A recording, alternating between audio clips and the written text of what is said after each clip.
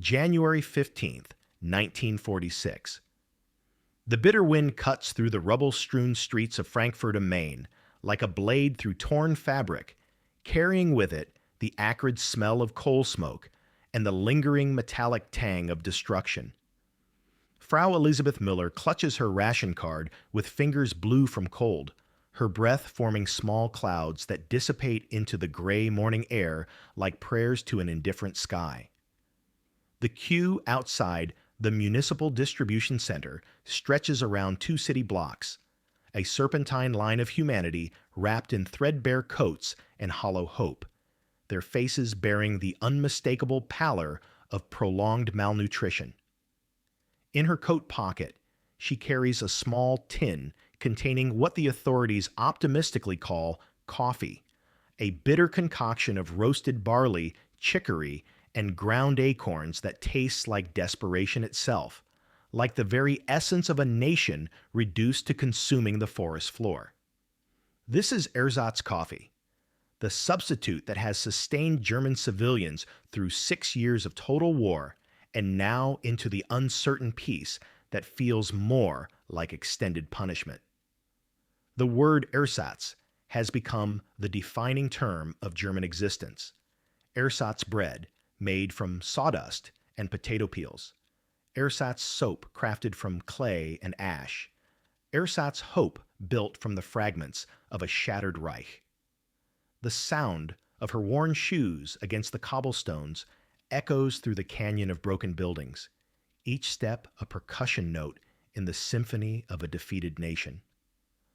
The Gothic spires of the cathedral, miraculously intact amid the devastation, point skyward like accusatory fingers, questioning a God who allowed such destruction to befall his faithful.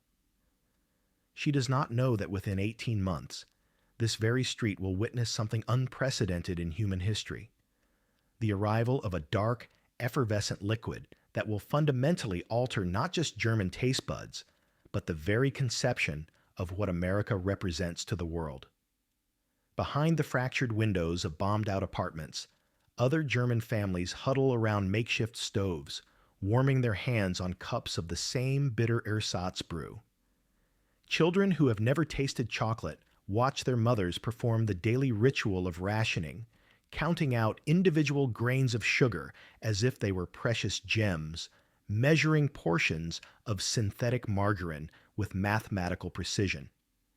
These are the children of the 1,000-year Reich, inheritors of promises that crumbled faster than the walls of Berlin, now learning to survive on substitutes and shadows.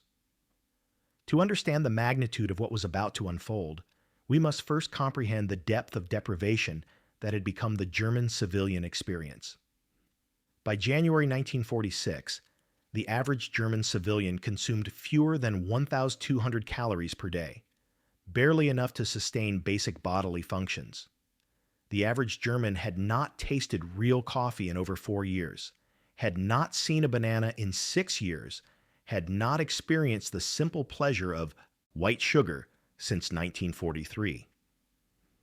The Allied bombing campaigns had not only destroyed cities, but had severed the supply chains that once brought exotic commodities from distant colonies across the global German trade network. Coffee, chocolate, real sugar, tropical fruits. These had become mythical substances, spoken of in whispers like fairy tale treasures from a lost golden age. Elderly Germans would gather in the ruins of their former coffee houses, sharing memories of Brazilian beans and Caribbean sugar as if recounting legends from a distant civilization. The ersatz economy had created an entire generation that knew only substitutes, only approximations of plenty, only the bitter taste of defeat served daily in chipped porcelain cups.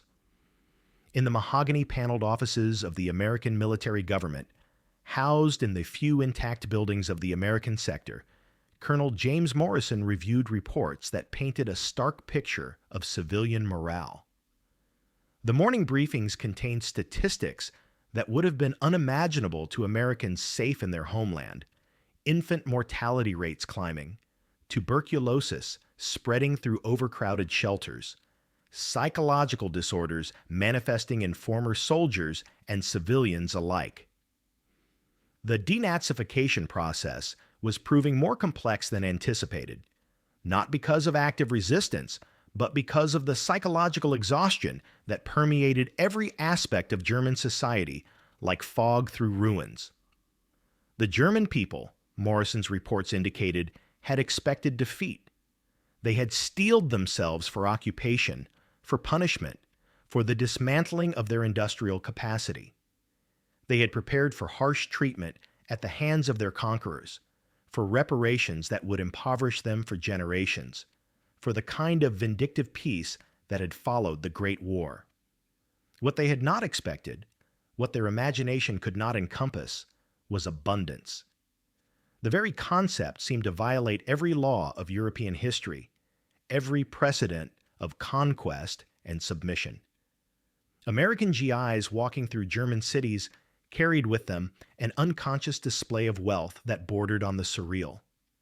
Their uniforms were new, well-fitted, made from quality materials. Their boots were leather, not cardboard.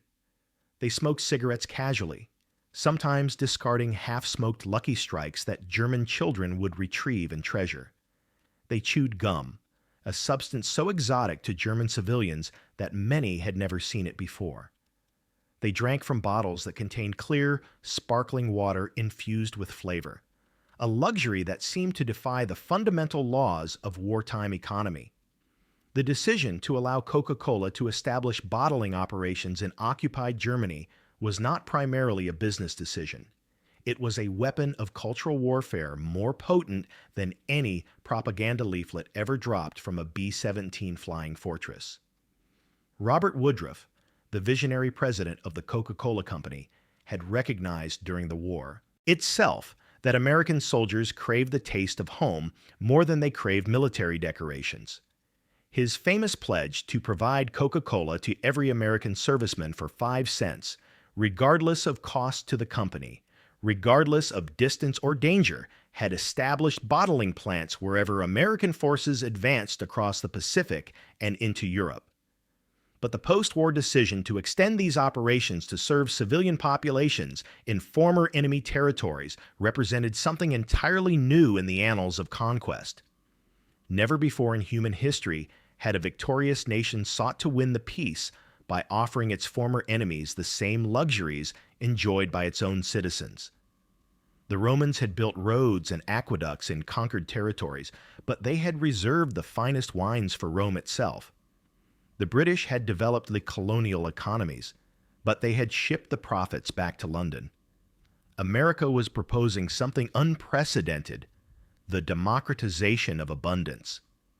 The German civilians who first witnessed the construction of the Coca-Cola bottling plant in Essen during the summer of 1947 could not have imagined the psychological impact of what they were seeing. Here, in a nation where sugar had been rationed to 200 grams per person per month, where coffee was a distant memory, where every calorie was precious as currency, the Americans were building a factory dedicated to producing what could only be described as liquid luxury. The very concept seemed to violate the natural order of a world defined by scarcity, seemed to mock the fundamental European understanding that resources were finite and must be hoarded, rationed, fought over. The construction itself was a spectacle that drew crowds of curious Germans. American engineers directed German construction workers in the assembly of gleaming stainless steel machinery imported directly from Atlanta. The glass washing apparatus alone was more sophisticated than most German factories had possessed before the war. The bottling line, with its precise mechanical choreography, represented a level of industrial sophistication that suggested America had not merely won the war, but had advanced to an entirely different level of technological civilization while Europe was destroying itself. Hans Weber, a former Wehrmacht sergeant who had survived the hell of the Eastern Front, who had witnessed the collapse of Army Group Center and the retreat from Moscow, found employment at the Essen plant in the summer of 1947. His first taste of Coca-Cola produced a sensory experience for which his German vocabulary had no adequate words. The effervescence, the sweetness, the complexity of flavors that seemed to dance on his tongue, it was as if he were drinking concentrated America, as if someone had somehow bottled the essence of a civilization that could afford to turn sugar into pleasure rather than medicine. In his personal diary, discovered decades later by historians researching the American occupation period, he wrote with the careful penmanship of his generation, "Today I tasted something that makes me understand why we lost the war. A nation that can waste sugar on making water sparkle, that can dedicate entire factories to producing something that serves no nutritional purpose except joy. This is a nation that has already won. We were fighting for territory, for resources, for survival. They were fighting from abundance, from the confidence that there would always be more where that came from." The transformation was not immediate, but it was inexorable as sunrise.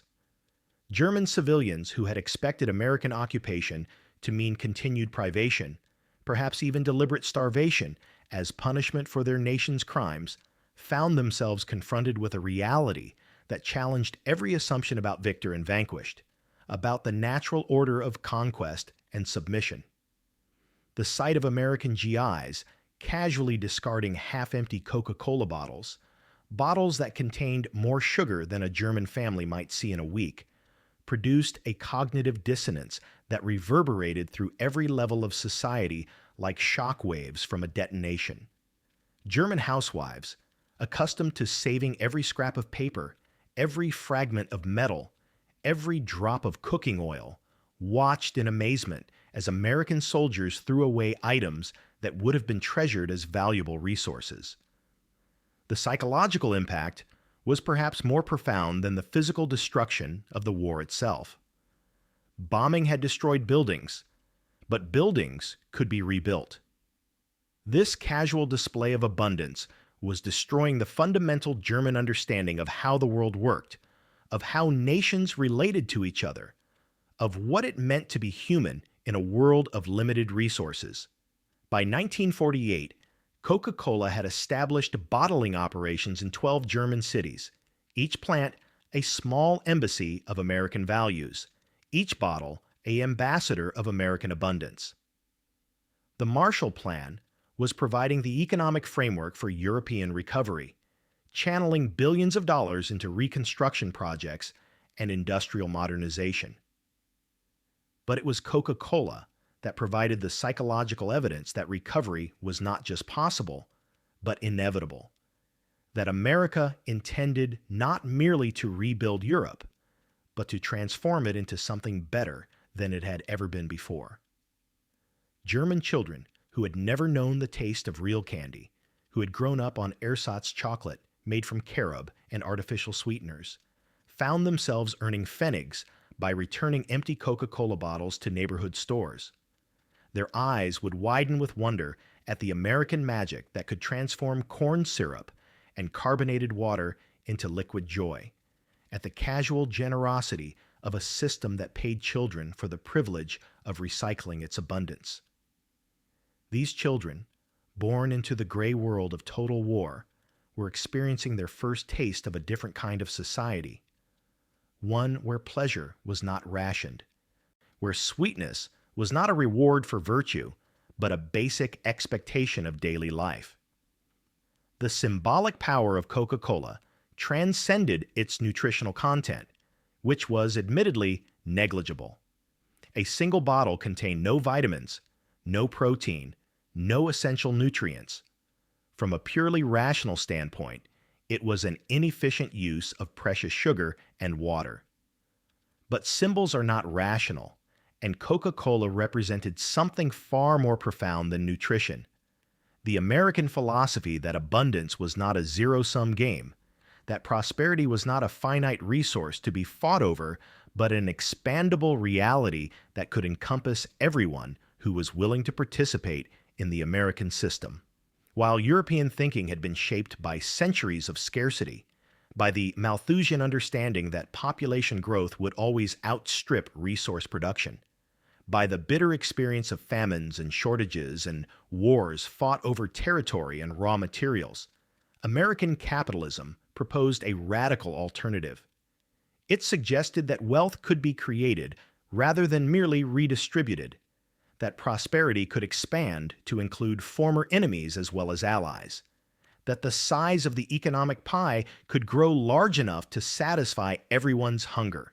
Coca-Cola was the physical manifestation of this ideology, bottled and sold for a few pfennigs to anyone who desired it, regardless of their political past or present loyalty. The expansion continued with mathematical precision, each new plant carefully calculated to maximize both economic impact and psychological transformation.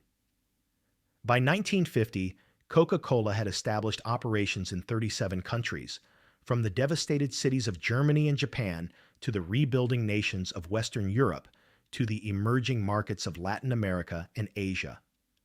By 1955, that number had reached 52 countries, a global network of bottling plants that represented more than business ventures. They were embassies of American values, demonstrations that the American way of life was not just militarily superior, but fundamentally more generous, more abundant, more hopeful than any competing ideology. Each new plant required not just machinery and ingredients, but an entire transformation of local business practices. American quality control standards had to be implemented. American accounting methods had to be taught. American attitudes toward customer service had to be instilled in local employees. The result was a gradual but profound Americanization of global business culture, a spread of American values through commercial relationships rather than political conquest. The Soviet response was predictable, but ultimately ineffective. Communist propaganda denounced Coca-Cola as a symbol of capitalist decadence, as evidence of American waste and materialism, as proof that capitalism corrupted human values by prioritizing profit over social need. Soviet newspapers published elaborate analyses of Coca-Cola's ingredients, claiming to detect traces of harmful chemicals, suggesting that America was attempting to poison the minds and bodies of European workers. But propaganda could not compete with taste, could not argue with the simple pleasure of a cold Coca-Cola on a summer afternoon, could not explain away the obvious fact that American workers enjoyed luxuries that Soviet workers could only dream of. East German authorities attempted to create their own cola substitute, mobilizing the remnants of their chemical industry to produce a beverage that could compete with the American original. The result, a bitter, flat concoction called Vita Cola, only served to emphasize the superiority of the American product. The contrast was so stark that East German border guards began confiscating Coca-Cola bottles from visitors, not because they posed a security threat, but because they posed an ideological threat, physical evidence that American workers lived better than communist workers, that capitalism produced abundance, while communism produced Ersatz. The impact on German society extended far beyond mere consumption patterns, rippling outward through every aspect of economic and social life.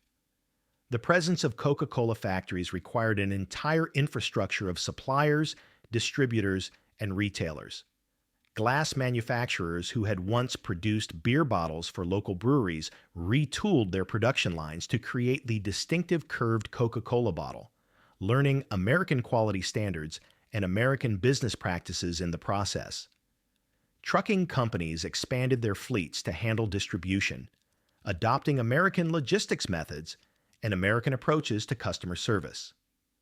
Corner shops reorganized their displays to accommodate the distinctive red and white Coca-Cola signage, creating a visual uniformity that stretched from Hamburg to Munich, from Berlin to Frankfurt. Shop owners attended training seminars on American retail techniques, learning how to maximize sales through strategic product placement and promotional displays. An entire economy grew around a single product, demonstrating the multiplicative effect of American investment, the way that one American company could transform dozens of German industries simultaneously. The psychological transformation was perhaps even more significant than the economic one. German civilians who had been taught by Nazi propaganda to view Americans as materialistic barbarians, as culturally inferior cowboys obsessed with money and machines, found themselves employed by American companies, earning wages that allowed them to purchase American products, gradually adopting American attitudes toward consumption and leisure and individual fulfillment. The rigid class distinctions that had characterized German society for centuries began to blur, as shared access to American consumer goods created new forms of social identity based on purchasing power rather than inherited status. The bottle itself became a powerful symbol, its distinctive curved glass form instantly recognizable across cultures and languages, more universally understood than any flag or political emblem. In German cities still bearing the scars of Allied bombing, still marked by gaps in the skyline where buildings had once stood, the sight of a Coca-Cola delivery truck represented normalcy, prosperity, hope for a future that would be better than the past. Children collected bottle caps with the same fervor their older siblings had once reserved for cigarette cards featuring Wehrmacht generals, their loyalties shifting unconsciously from military heroes to commercial brands. The transformation was complete when German mothers began using empty Coca-Cola bottles as flower vases, integrating American symbols into the most intimate spaces of German domestic life. The bottles appeared on kitchen tables, on bedroom windowsills, on mantelpieces next to family photographs and religious artifacts. America had achieved what no occupying army in history had accomplished. It had made itself welcome in the homes of its former enemies, had made its presence a source of beauty rather than resentment. The expansion to 64 countries by 1960 represented more than business success. It represented the globalization of American values through consumer choice rather than military force, through attraction rather than coercion. Each bottling plant was a small America, complete with American management techniques, American quality standards, American attitudes toward efficiency and innovation, and individual opportunity. Local employees learned not just how to operate machinery, but how to think like Americans, how to see problems as opportunities, how to believe in the possibility of unlimited growth, how to imagine a future that would be better than the present. The contrast with Soviet expansion could not have been more stark, more revealing of the fundamental differences between the two competing systems. Where the Soviet Union exported ideology through tanks and secret police, through fear and coercion and the suppression of individual desire, America exported lifestyle through carbonated beverages and Hollywood movies, through the promise of personal satisfaction and material abundance. Where communism demanded sacrifice for the collective good, requiring individuals to subordinate their desires to the needs of the state, capitalism promised individual satisfaction through personal choice, through the democratic act of purchasing power. The German civilians who lined up to purchase Coca-Cola were not just buying a beverage. They were casting a vote for the American vision of the future, expressing their preference for a system that treated them as consumers rather than subjects, as individuals with legitimate desires rather than cogs in a political machine. Each transaction was a small act of rebellion against the European tradition of scarcity, against the assumption that abundance was possible only for the few at the expense of the many. In the end, the story of Coca-Cola's expansion to 64 countries is the story of America's discovery of its own power, not the crude power of military domination that had characterized every previous empire in human history, but the subtle power of offering people a better way to live.